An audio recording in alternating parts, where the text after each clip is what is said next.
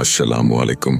நாம் அனைவரும் ஏதாவது ஒரு விஷயத்தில் குழப்பம் ஏற்படும் போது நமக்கு ஒரு நேரடி ஆதாரம் கிடைத்தால் எவ்வளவு நன்றாக இருக்கும் என நினைப்போம். இதே போன்ற ஒரு ஆசையை இந்த உலகில் அல்லாஹ்விற்கு மிகவும் பிடித்த ஒரு நபிக்கு ஏற்பட்டது.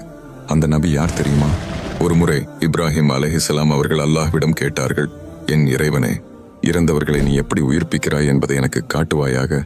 அல்லாஹ் பதிலுக்கு கேட்டான், நீ நம்பிக்கை கொள்ளவில்லையா? இப்ராஹிம் அலைஹிஸ்ஸலாம் உடனே, ஆம், நான் நம்புகிறேன்.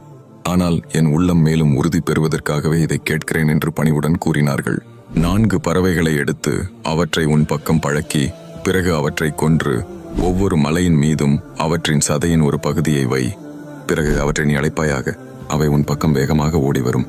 நிச்சயமாக அல்லாஹ் மிகவும் ஆற்றல் மிக்கவன், பேரறிவு மிக்கவன் என்பதை அறிந்து கொள். இப்ராஹிம் அலைஹிஸ்ஸலாம் பறவைகளின் உடல்கள் துண்டு துண்டாக வெட்டப்பட்டு மலைகளின் மேல் வைக்கப்பட்டன. பிறகு அவை அனைத்தையும் அழைத்த போது அல்லாஹ்வினுடைய